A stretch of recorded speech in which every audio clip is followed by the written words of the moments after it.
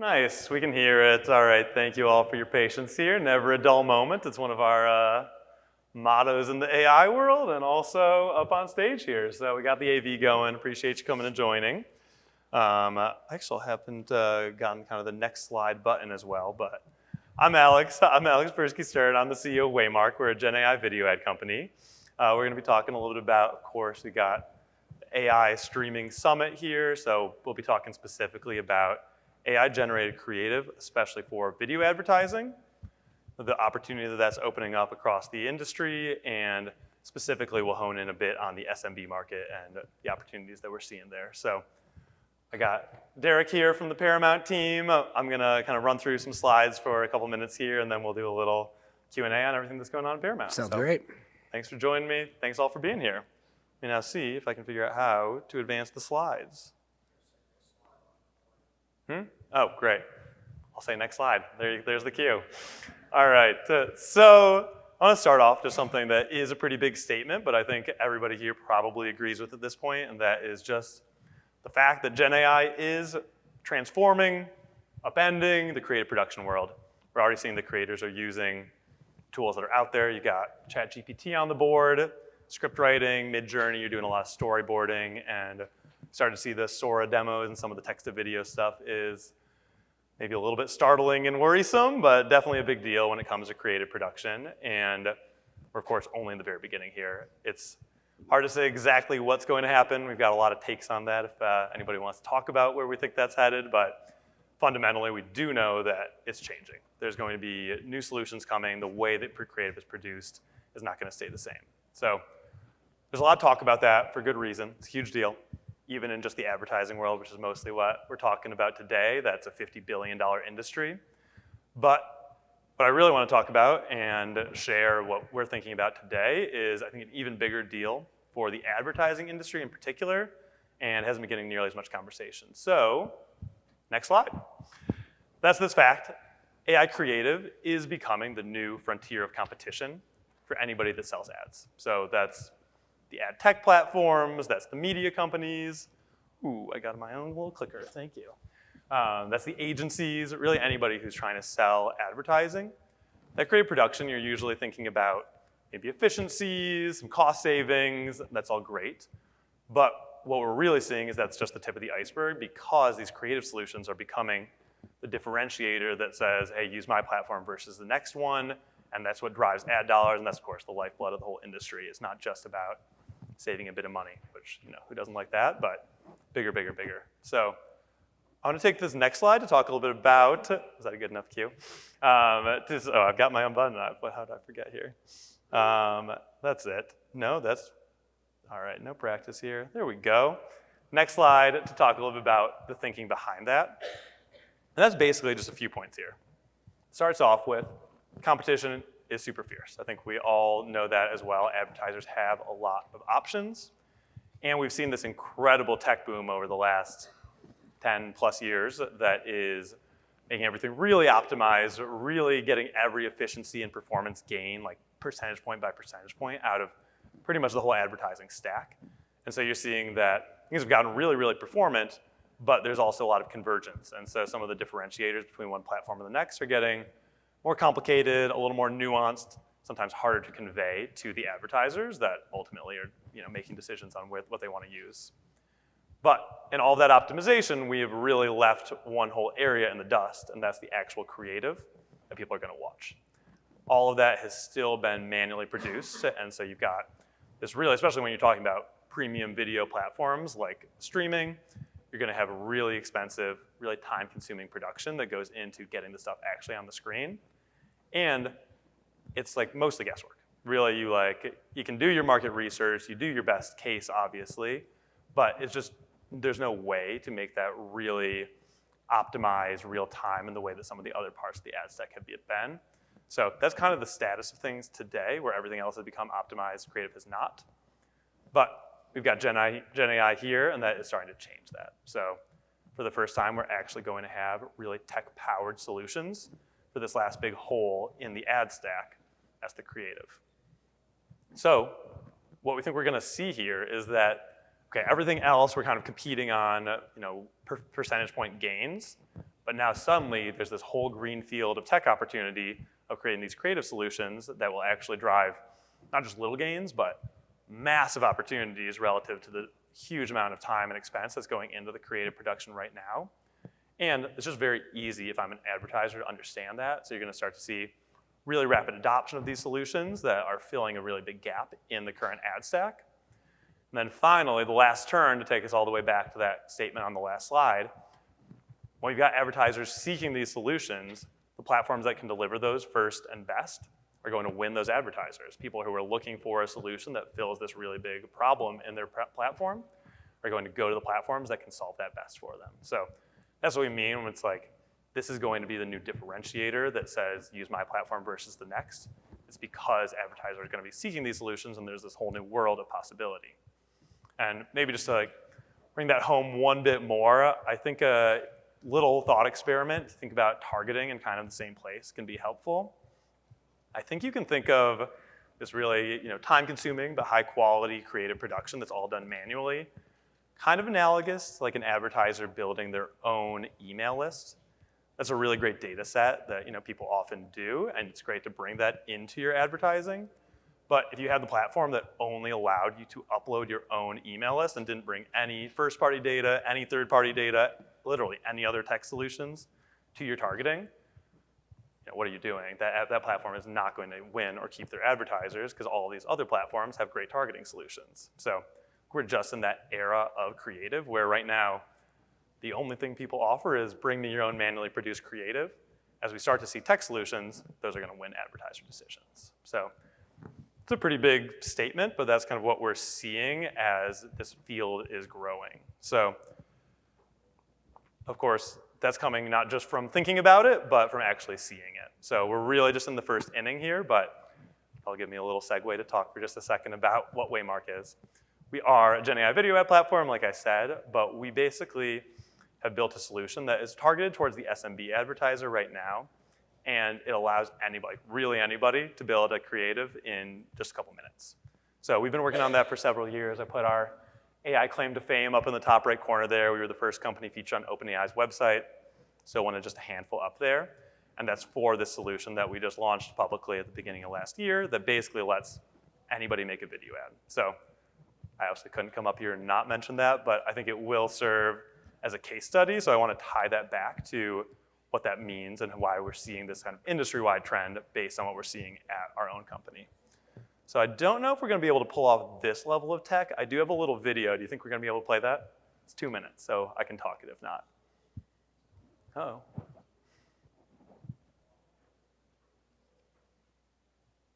Wait, think we can play the video file? Yeah. All right, so this is just a little how it works of the SMB solution I was just talking about, and it goes fast, but honestly, if you think we'll get audio on this baby?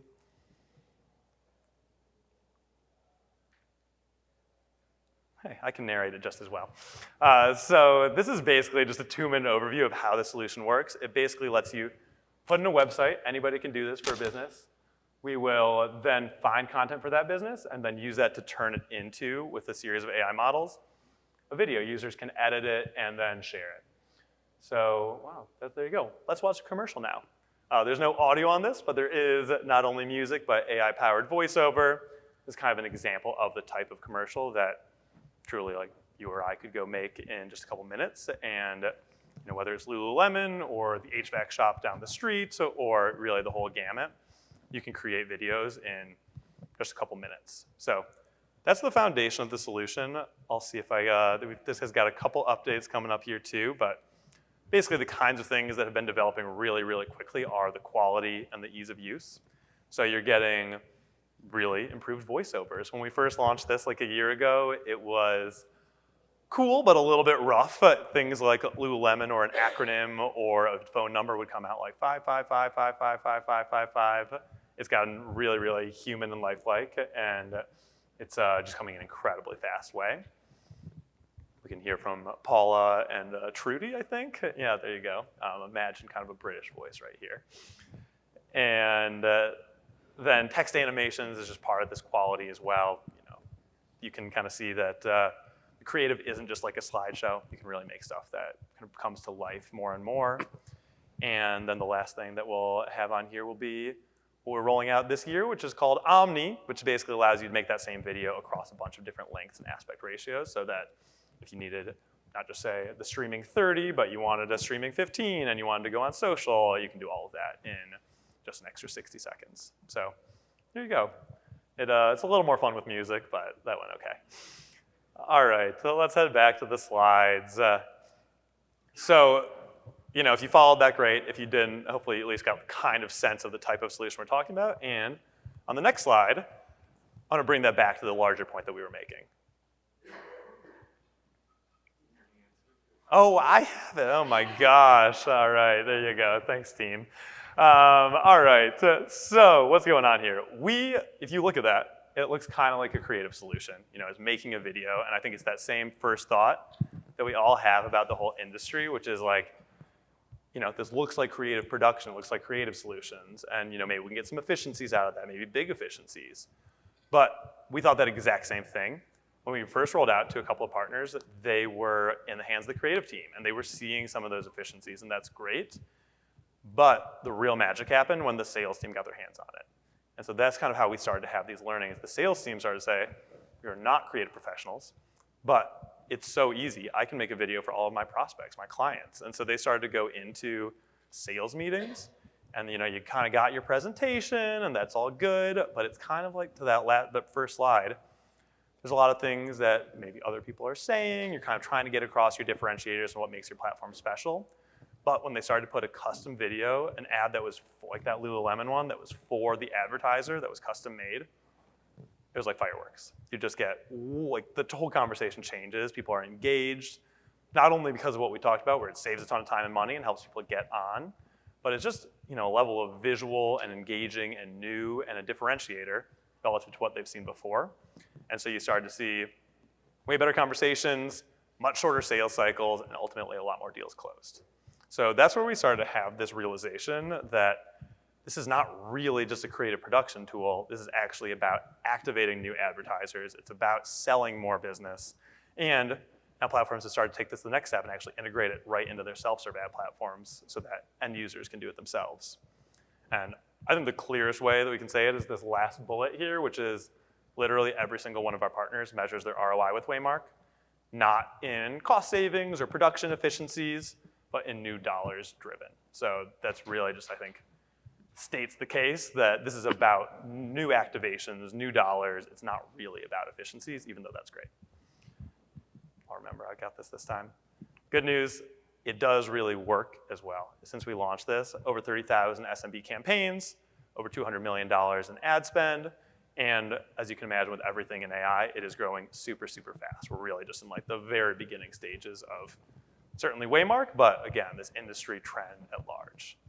So I think that kind of hopefully makes the case that I was trying to make overall, but also last thing before I start talking with Derek here is a more specific point about this SMB opportunity, which is huge, mostly untapped in premium video in general, streaming, TV specifically, and there are just unbelievably many SMBs. The collective buying power is really pretty wild. And I think this is pretty illustrative. Looking at TV here, only about a third of ad dollars are local. If we're honest, a lot of those are really not SMB even, but we'll just call it a third. And on the contrary, Facebook and Google, Meta, who have done obviously an amazing job building really, really big ad businesses, have mostly done that on the backs of SMBs. So Meta reports that over 3/4 of their ad spend is SMB.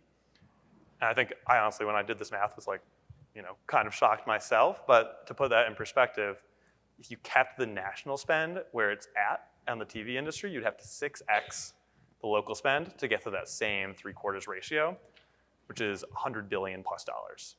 So not coincidentally, that's about the Meta ad business, and that is really the scale of the opportunity that we're talking about, and that Derek and I are gonna talk about in just a second here. It's like truly kind of incomprehensibly massive. And the really good news is that streaming is an amazing place to capture a whole bunch of that business. Already we've got targeting that is much more SMB friendly and can meet their needs. Minimum spends have come down to a place that's SMB friendly. And then of course you've got this last piece of the puzzle, which is what we've been talking about, the creative's been really hard to produce. Like, streaming has this amazing richness to the video that you can offer, but it's been hard for SMBs to access. And now, maybe we're starting to think to tie this all together, not only can this be solved with some of the Gen AI solutions in terms of getting over that barrier, it actually can flip it on its head and say, hey, we've got this beautiful place for you to present your business. With these solutions, I can start to engage you, make you understand and see the richness of the opportunity, and actually bring those ad dollars over. It can be the differentiator. It can drive ad dollar decisions, and ultimately shift the power dynamics, bring the ad dollars into this new platform that's growing, that's exciting, and that people can get excited about. So really, really awesome moment in CTV in general, in streaming, in premium video solutions, and particularly we think this opportunity is really exciting and a big deal. So I think with that, I can stop talking and fumbling around with the slides and say hello to Derek. Thank you for joining me. Derek is, yes, absolutely, SVP of Ad Technology and Systems at Paramount. Been working on these kinds of problems for a long time. Really long time. Maybe I'll just sit down with you here. Huh? Yeah. You want to start with a very brief intro? Yeah, so as you said, I'm Senior Vice President of Ad Technology and Systems at Paramount. I spent my entire adult life working in technology. I've spent 20 years of that now in ad tech. So I have responsibilities in a lot of different areas, but most recently building out our self-service platform, Paramount Ad Manager, where we got introduced. Yeah, awesome. So, maybe just, I mentioned you've been working on this kind of thing for a long time. Can I just give a little bit more on what you've seen, how it's developing, and Paramount's strategy? Yeah, so I think, when we first sought out on this whole self-service journey, we realized up front that, creative was going to be our challenge with small business, and serving some of the organizations that sort of were, we'll call it first movers in that space. What we noticed is that, a lot of them were relying on partnerships with outfits that they could sort of direct businesses to, which meant that you needed to form a relationship with like a production company who was used to charging, thousands, if not tens of thousands of dollars in order to produce something. And, we didn't really feel like that, that pathway was going to be the pathway that was going to help us scale, right? Like we like working with a lot of brands, with our direct business, our programmatic business, we work with 30, 50,000 brands at a time. And we feel like bringing the SMB space into this and growing that to tens of thousands of small businesses also coming in and putting competition in there just makes for a really healthy ecosystem. And creative is going to be the gateway to enable that. To integrate into ad systems or ad servers, this is a difficult thing. It's the how do you enable somebody to build a campaign in under 10 minutes and be up and running and see results. Yeah, love it. You've also got a super interesting take on the streaming world, creative in the streaming world, and how it differs both for the good and the bad from some of the social stuff that SMBs might be more familiar with, and maybe a little bit of how Gen AI fits into that. Yeah, well, you hit it earlier with the meta comment, right? Where like 75% of their revenue is coming from small businesses. Why is that? It's just, it's just really easy. It started with search, right? Like why was Google so dominant in the search space and in AdWords, and why is Meta so so efficient in this SMB space? And a lot of it is that you didn't really need to provide a whole lot in order to participate in those markets. Right? You needed a website maybe or somewhere to drop a form off, and you needed to have a byline about your company and what your tagline was, and you were off to the races. Well, not really a TV, but to get something on a television that's mounted to a wall, that's a pretty big investment. And the fact that companies like yourselves using AI and machine learning and all these great tools they have available to really build something in a matter of minutes. And in maybe a half an hour, you've tuned it, and now you're off to the races. Now you're advertising, in our shows, right? This isn't like where you carve out in your like lower quality content. When you run on Paramount, your ads are going to be on during Yellowstone or on Pluto TV or possibly during live sporting events. Yeah, little different than right below Aunt Jane's cookie recipe, which is very good. But you also, I think, kind of on that same trend, you were telling me about a really interesting take about kind of how Facebook and Google kind of dumbed down the website and how that kind of applies to ads and how we can like bring richness back to the SMB experience. Yeah, well, I think even large companies, but when we go back 15 years, as a business, if you were a small business, you were worried about a few things. And one of those was like, how are you going to have a presence on the internet, right? How are you going to build a website? And, luckily back then, I felt like we had really strong local internet service providers that were not only providing like residential internet, right? They were also providing services to small businesses and building websites and helping them sort of get over that barrier. And I'm kind of a believer now that like with social and a lot of these directory type things that you need to participate in, you don't have those assets anymore like tied to your business, right? Maybe you don't even own your website, right? You're part of something templatized and bigger. So you don't, and you don't have the resources in order to sort of build those things, but you also got away from that, right? Because people made it too easy. So now when you go to do things like search engine optimization, or you want to build, AI generated creative off your website, you just don't have the fundamental like structure, like modern HTML structure and assets in order to do it. So I think small businesses and all businesses are going to get reintroduced and sort of like own that domain again, because it is going to be very important in the future. Yeah, I think it's so cool to like give where you could only have 6 seconds on a social platform and you've already lost everybody's attention, to be able to give somebody, hey, this is a full story about your business and something that you can actually be a little more proud of and get on there, especially with the kind of content it's next to. That's so awesome. Absolutely. No, I think you've been thinking about this problem for a long time. You've been tracking along with Gen AI as it's been developing. Can you talk a bit about what's changed, where there's been progress, where you're still seeing things move really quickly? I think, so a couple things. So I'm, as part of my responsibilities at Paramount, I also sit on the board of the IB Tech Lab. And then as part of that, I sit on the sub-board committee for AI. And, over these next couple of months, we're going to be, if you don't know the IB Tech Lab, it's sort of this technical standards portion of the IB. And we put a lot of these like content pieces out to try to help educate everybody. So we'll have a number of articles coming out just to sort of introduce people to the concepts of Gen AI and everything that comes with it. My CTO earlier started off this conference talking about like, now's the opportunity to sort of like get the fundamentals down, right? The more you can understand what all these different things mean, it'll pay dividends in the future. And making sure that when we're recruiting and we're bringing new talent into the organization, making sure that we're introducing like these concepts as something that is important to know.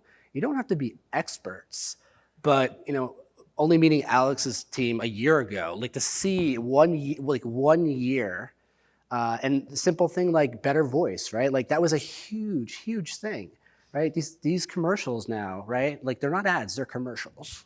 Yes, right? There's a big difference, right? Totally. And the fact that good friend of yours, Brenda, when we were talking earlier, right? And I think this is important where, she mentioned that like you can not only create an ad, you can create an ad in Spanish, right? Like that, right? So think about this. Think about a world where you want to have your advertising resonate with more people, especially people with diverse backgrounds. And the fact that you can just go and generate the voice, right, in all those different languages in a matter of hours, right? Where a guy like Mr. Beast has an entire production company going in and doing voiceover of all his content, spending tens of millions of dollars, right? Like you just see how fast that could happen.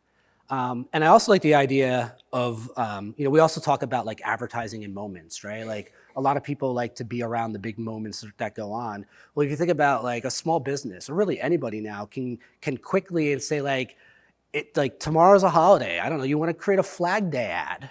Like you could do that in 5 minutes and have something be out there and schedule something outside like yourself to run on Flag Day, right? Like what better way to be diverse? Love Flag Day, yes. One of my favorite stories that makes me think of is a dealership where they found out that the neighboring dealership had run out of trucks So like, we want to run a truck campaign this weekend, and we're going to, steal all their business. I'm like, yeah, totally. Let's do it. Sounds great. Also, I think last question for you. Gotta have to ask a little bit about what you're working on with Waymark and kind of where you see that going, and your vision of all that. Yeah, I think for us now is how do we get people past the 80, right? So you all have made it really super easy to get like 80% there, maybe even a little further. I mean, it's been a few weeks since I've played around with the new stuff, but I feel like that hurdle, right? Like the ability to create a TV ready commercial, right? That's both technically ready, right? Meaning it meets our standards to run across our entire network. And from a content standpoint, right, passes all the things that we need to make sure that we as an organization it's important to us. And I feel like our next step is like how do we make those clicks and not a journey, right? Within a couple clicks, you can correct the things like, oh, it pronounced your domain wrong, right? Or your phone number, or you wanted to get a QR code in to link up correctly. Like those different things that businesses are going to want to do. And I can remember when I used to work for Advanced Publications on the local side, the challenges we had to just get phone numbers swapped out correctly so that we can track phone calls, right? Like those simple things are going to be really important to small businesses to make sure that like when they put $500 into our system, right, which is a lot of money to them, right, that they're getting something out. And if one of those things that they get out is a TV-ready commercial, that they happen to see run alongside their favorite shows on our channels, like that's a win-win, right? Pretty good. Awesome, thank you. Those are our questions right now. We got 1 minute and 45 seconds if anybody in the audience has one or two.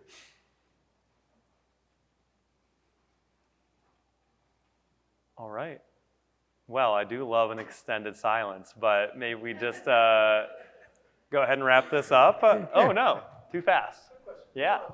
In your measurement of productivity or effectiveness, you purposely left out the cost savings from the generation and that's where the big sign. Yeah, so I mean, ultimately, I guess the thing that I want to think about, or the case that I'm making, is that the cost savings to the team producing, obviously that's a big deal, but the really big deal is passing on those cost savings. So right, it is, the time in both straight up dollars and in terms of time, it is, we have a case study on our website of 94% savings relative to the production today. And so, right, that's fundamentally where this is all coming from, right? And you're absolutely right. It's like because of those time and cost savings. And then the kind of turn there is, right, we pass those on to the advertisers choose us, and ultimately we win a lot of business out of that. So, yeah. So the next question, Derek, same thing. When you were looking at Waymark, was it a cost decision or was it capabilities? Capabilities. I think it was capabilities first, right? Because we're, the primary use case was about enabling small businesses within our self-service platform, so they don't have to pick up the phone and hopefully they don't have to talk to anybody, and they spend their $500 or more and they're on their way. When in a previous life, when we tried to do this in the local space and trying to get production costs down, even getting down to like under $1,000 to try to produce an asset was a big barrier. When you're dealing with a lot of these local businesses that are mom and pop shops, that's a high mark for them. So I think it was enablement first, because we want to scale from that 10,000 brands, right, to 30,000 small businesses in a short period of time. We think this is one of the ways that's going to help us. Great question, thank you. And that is officially our time. So, oh, hey, can we? We can do it? Great. Nice. Hit me up. There's my contact info. Thank you all for coming. Thank you very much, Derek. This is awesome.